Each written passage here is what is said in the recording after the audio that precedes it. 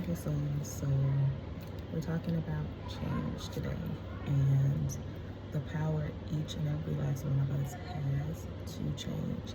If you are in a circumstance that you just do not like, if your life is in a direction that you don't like, if you're at a job, let's put it plain. If you're at a job that you hate and that it takes every ounce of your being to get up and go to in the morning, if it's a job where you're like, oh, well, I have to go because I got bills to pay, or I got kids to take care of, or whatever, but you're not happy, you're not fulfilled, you're in a relationship that's more transactional than love, you're in a relationship because of what that person provides you. Oh, well, this person provides me safety, this person pays my rent. Without this person, I couldn't survive on my own because of the economy, or whatever. And you're in these situations that you hate, that's attributing to your life being miserable. You are really you're putting yourself in your own hell, basically. It is what it is. You're putting yourself in your own hell because you have the power to change your life to reflect what you want it to be. But it all comes from within you. Too often we tend to make excuses and we tend to wait for a power outside of ourselves to come in and to save us from, a life of damnation, or a life that we hate or that we're miserable in. And a lot of times, a lot of us won't even admit that we hate our lives to ourselves, let alone to other people. But I'm here to tell you that it's not true. You don't have to wait for someone else to come and save you, because you have all the power that you need to change your situation within yourself.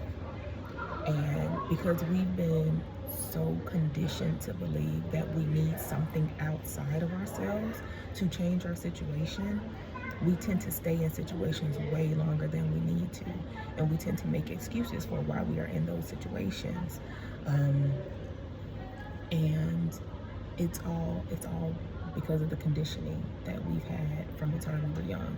From the time we're young, we're told, oh, you have to go to college and you have to get a good job and you have to do X, Y, and Z to live a life that's worth having. Or if you're in a situation where you didn't go to college and you took a non-traditional route, now you're in a job that you hate because you feel like you have to work that job because you have bills to pay, you have kids to take care of, you're in a relationship that you hate because of what that person provides you. That person provides you some type of safety, some type of comfort. So you stay in these situations and you make excuses to why you cannot change that situation because you feel like you don't have the power within yourself. And you do. I can only speak for me and my experiences and people who I've talked to who've had some of the same experiences. I woke up one day. Let's just take it back to realizing that I had been conditioned unconsciously to believe in certain things and to live my life in a certain way that attributed it to my depression. I was deeply depressed.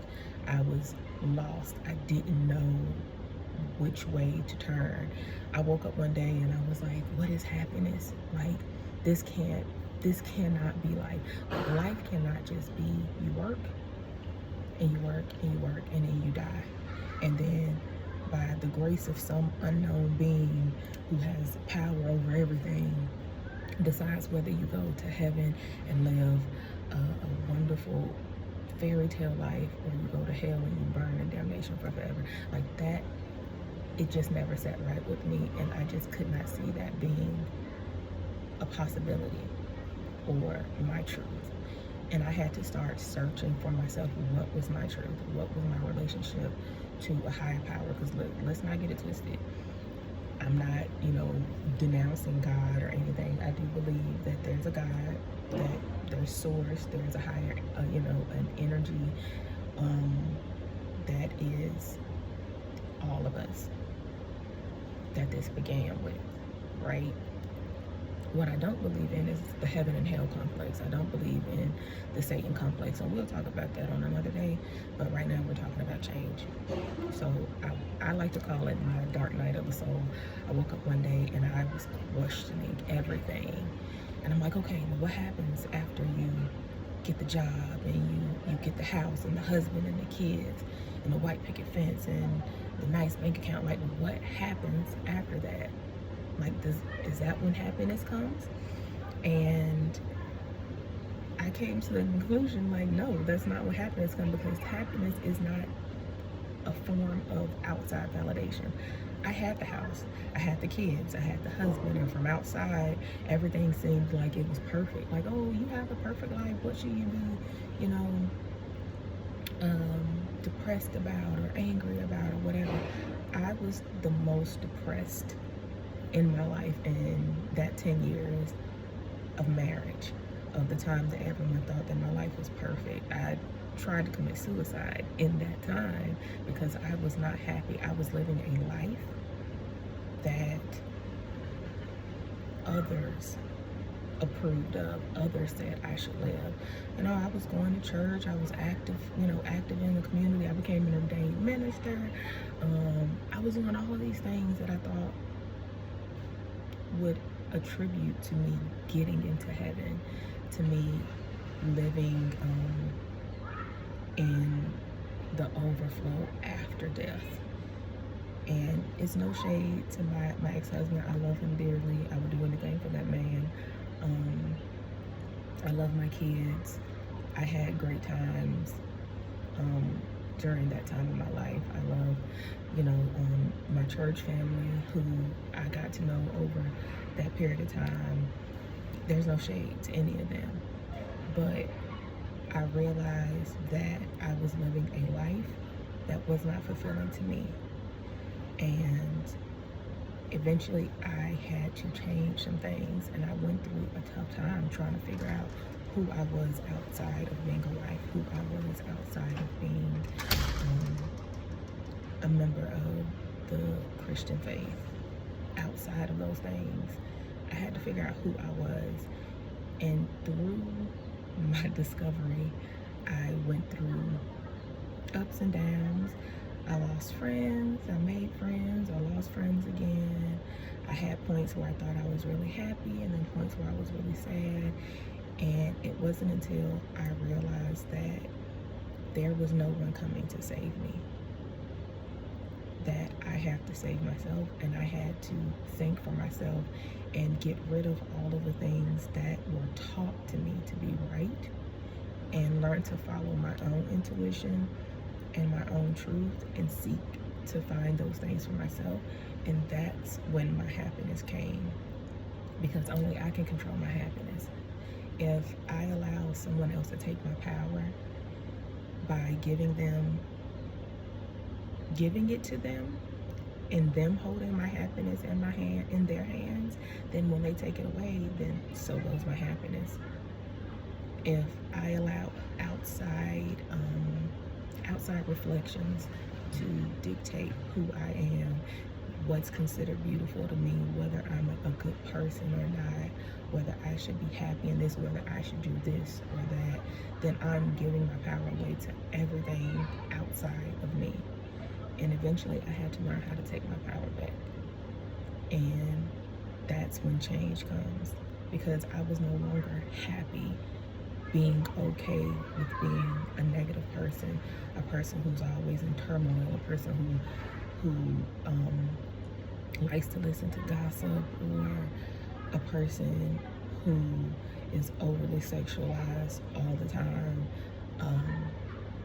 a person who just went along with the flow.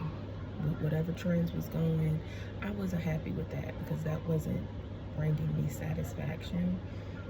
And a lot of the choices that I made were based off of other people's experiences and not my own. So eventually I learned how to listen to myself and trust my own intuition. And through that, I realized that I am God. you are God. We all come from the same one source, the same uh, deity or higher being. We're all created from that same energy. And so we also all have that same power to create. And you create with what you think, what you speak, what you surround yourself in. And once I came to that understanding and I started thinking clearer, I stopped saying, oh, you stupid, oh, that was so stupid of you, or oh, you're fat, or oh, you're this, or oh, you're that. And I actually started speaking love unto myself. Oh, you're beautiful. Oh, you're very smart. Oh, you're kind. People love you. People want to do nice things for you because you are an embodiment of love. I started to see my environment change. I didn't have to physically change my environment for my environment to change. And that's where we tend to get messed up at. We tend to feel like, well, maybe if I move, maybe if I do this, maybe if I do that, then things will change for me. You literally have to change not what's in here, but what's in here. I was working at the same job that for years, it was annoying. I worked in healthcare, it was annoying. My coworkers were annoying. The patients were annoying.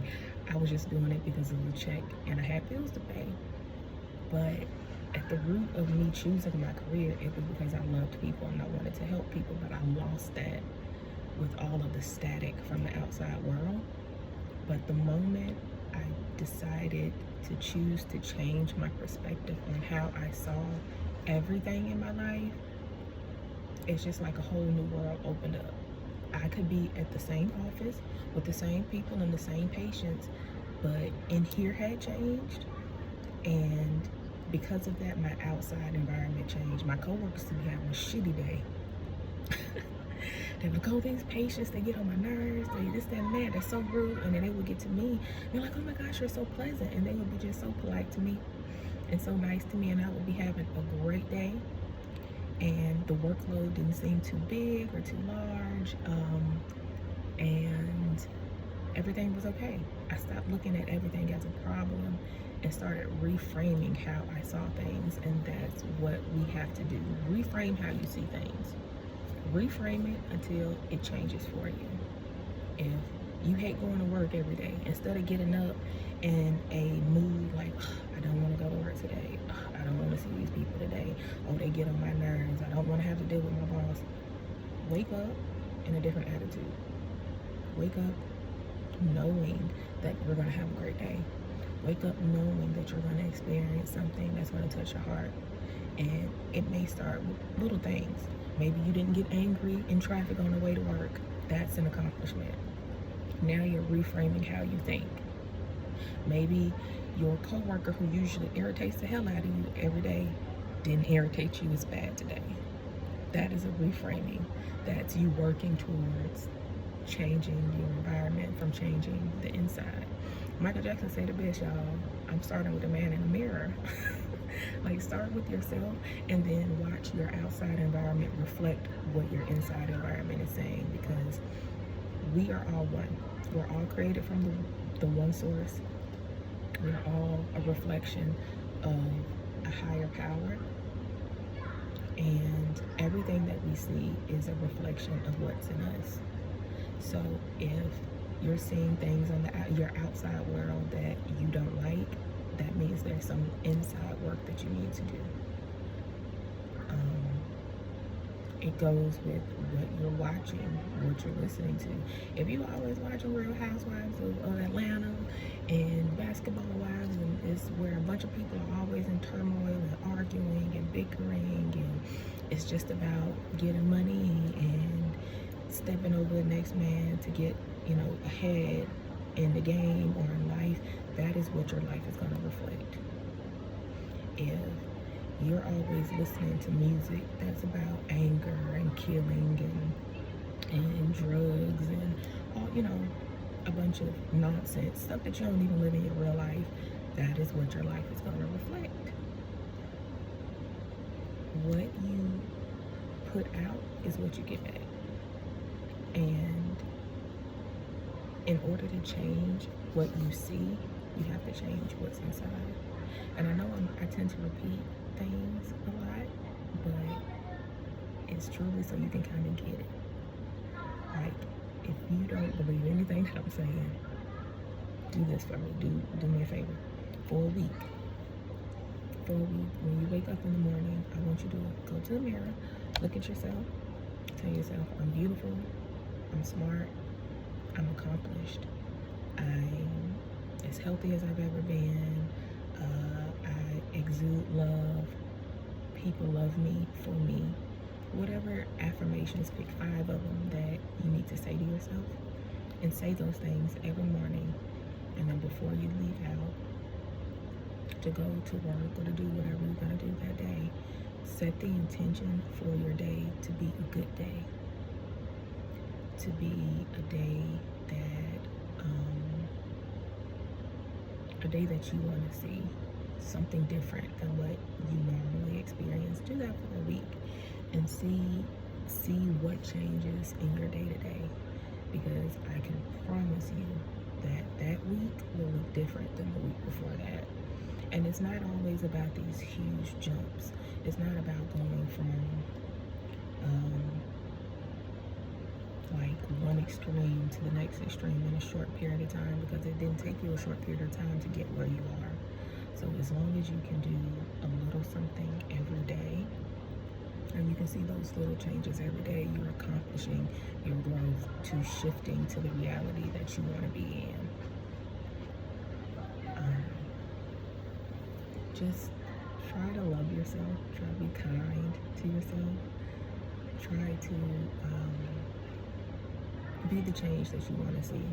That's something that I truly live by. I try to be the change that I want to see, because I can't change my outside environment without changing my inside environment. So I can't expect to see all of these wonderful things change on the outside if I still have all this lower vibrational energy, this negativity that's sitting within me that I'm feeding into every day.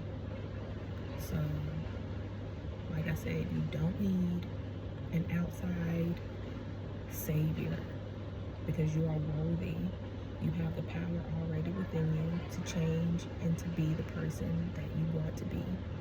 You have the power within you already to create the life that you want to live.